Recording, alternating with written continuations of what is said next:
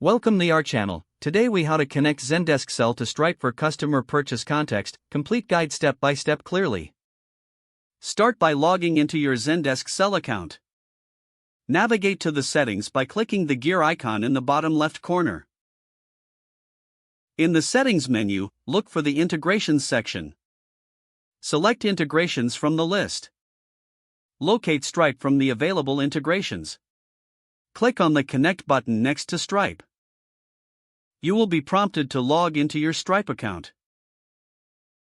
Enter your Stripe credentials and authorize the connection. Once authorized, you'll be redirected back to Zendesk Sell. Look for the option to configure the integration settings. Here, you can set preferences for how customer purchase data appears in Zendesk Sell. Decide which information you want to sync between Stripe and Zendesk Sell.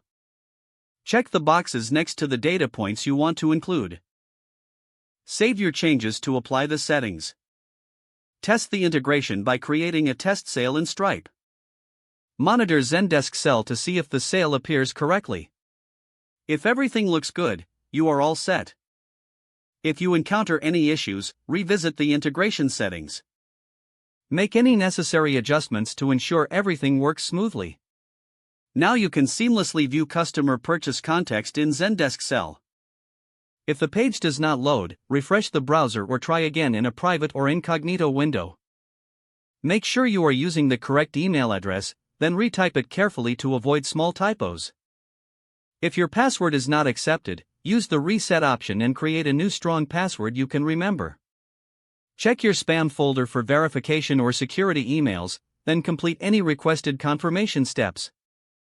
Enable two-factor authentication if available to improve account security and reduce unauthorized access risk. After signing in, review your profile details so your contact information and settings are accurate and current. If you see an error message, note it down and try again after restarting your device and internet connection.